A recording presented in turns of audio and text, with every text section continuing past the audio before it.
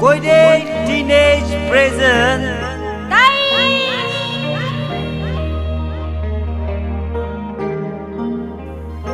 Raiki Sahau Taji Buke Chomovo DAIYI Kahi Shukai Tiju Pletona Chu Chako Robo Najingi Keneke Memory Chu Rosa Kilomai Pahon Rivio Kilomai Shubu Beauty Do Ningai Bible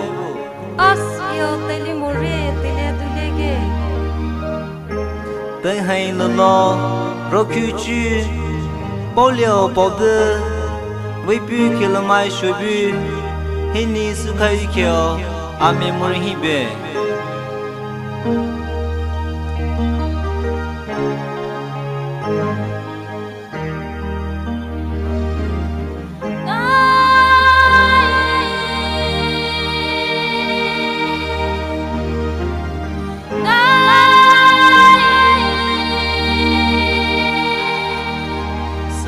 Dai Poumai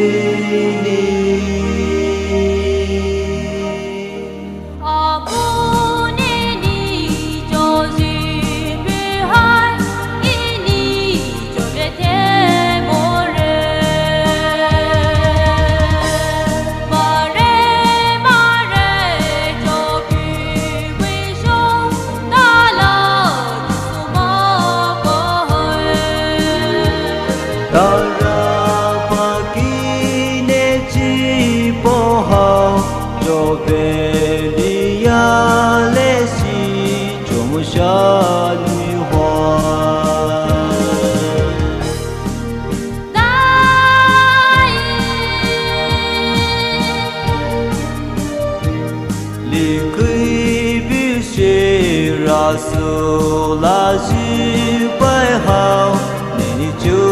mo re quay cu quay ke bai li chu moi rao ho bai thi thế chu ba